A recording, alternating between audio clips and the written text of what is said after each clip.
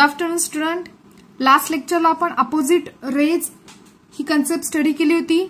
आज आपण angles in a linear pair he concept पाहणार आहोत. तर अँगल्स इन लिनियर पेअर कोणत्या दोन अँगल्सला म्हणायचं ते आपण पाहूया. Angles which have a common arm and whose other arms from a straight line are said to be angles in a linear pair. Okay, इथं काय सांगितलं आपल्याला की angles which have a common arm, असे दोन अँगल की ज्यांच्यामध्ये एक आर्म काय पाहिजे, कॉमन पाहिजे.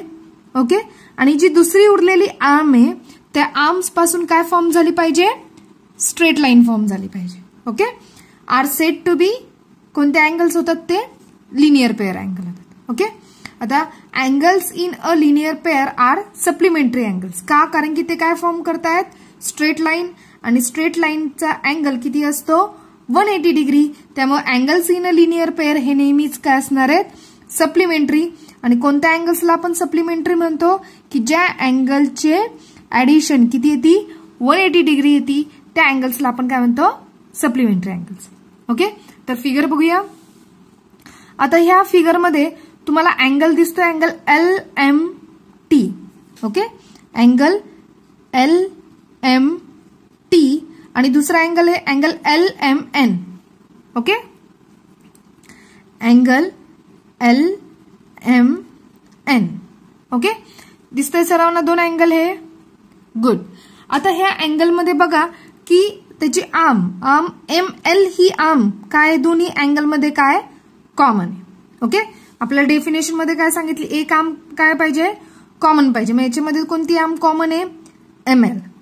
आता दुसरी आर्म कोणती आहे, LMT ची दुसरी आर्म कोणती आहे, MT. आणि LMN ची दुसरी आर्म कोणती आहे, MN. ओके, म्हणजे उरलेल्या दोन आर्म मधून काय फॉर्म झालेलं दिसते आपल्याला, एक स्ट्रेट लाईन फॉर्म झालेली दिसतीये. ओके, की जी स्ट्रेट लाईन किती अँगल फॉर्म करते, 180 डिग्री. ओके, म्हणून हे दोन अँगल एकमेकांचे काय झाले, लिनियर पेअर अँगल झाले. ओके, म्हणजे एवढंच लक्षात ठेवायचं की ज्यावेळेस दोन अँगल एकमेकांना कॉमन आर्म मध्ये मिळत आहेत आणि त्यांच्या दुसऱ्या आर्म पासून एक स्ट्रेट लाईन फॉर्म होतीये, त्या अँगल्सला काय म्हणणार तुम्ही, लिनियर पेअर अँगल्स. ओके, आले सर्वांच्या लक्षात. गुड. आता बघा आपण एक सेकंड एक्झाम्पल बघितलं, म्हणजे समजा मी एक सेकंड ड्रॉ केली की हे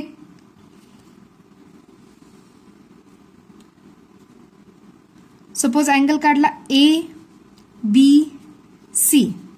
हा कोणता अँगल आहे, राईट अँगल आहे. आणि दुसरा एक अँगल आहे अँगल ABD. हा सुद्धा कोणता आहे, राईट अँगल आहे. ओके, म्हणजे राईट अँगल म्हटल्यावर याची मेजरमेंट किती असणार आहे, 90 डिग्री. याचं मेजरमेंट किती असणार आहे, 90 डिग्री. ओके, तर 90 प्लस 90 किती होतात, गुड, किती येतात 180 डिग्री.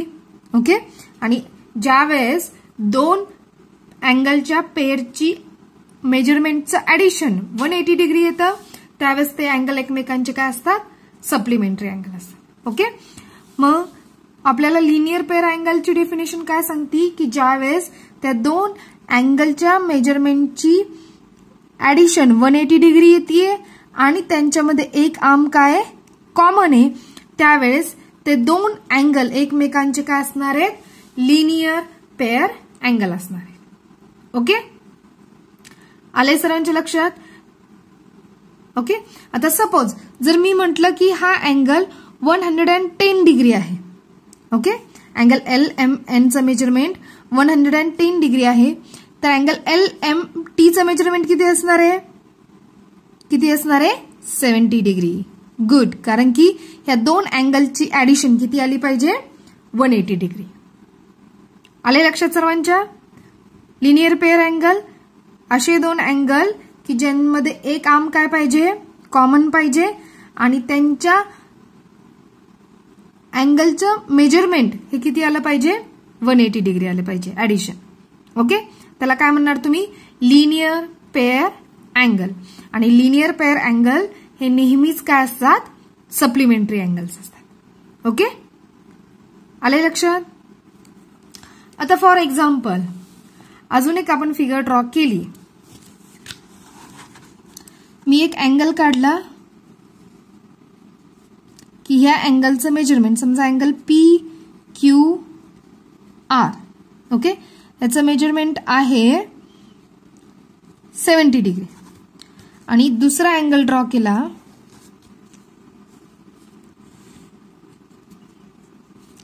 ह्या अँगलचं मेजरमेंट आहे 110 डिग्री. याचं नाव लिहूया आपण X, Y and Z. Okay, तर हे दोन अँगल एकमेकांचे लिनियर पेअर अँगल आहेत का? आहेत का? नाही. का? कारण की ह्या दोन अँगलमध्ये कुठेही कॉमन आर्म नाही. जरी ह्या दोन अँगलचं मेजरमेंट ची ऍडिशन केली तर 180 डिग्री येते, पण यामध्ये आर्म कॉमन नाही. त्यामुळे हे दोन अँगल काय नसणार आहेत? एकमेकांचे लिनियर पेअर अँगल नसणार आहेत. ओके, आले सर्वांच्या लक्षात? परत एकदा डेफिनेशन रिकॉल करते. काय सांगते definition? Angles which have a common arm and whose other arms from a straight line are said to be angle in a linear pair. Okay, थोडक्यात लक्षात ठेवायचं की जे अँगल सरळ लाईन मध्ये फॉर्म होतात त्या दोन अँगल्सला काय म्हणायचं? एकमेकांचे लिनियर पेअर अँगल. ओके.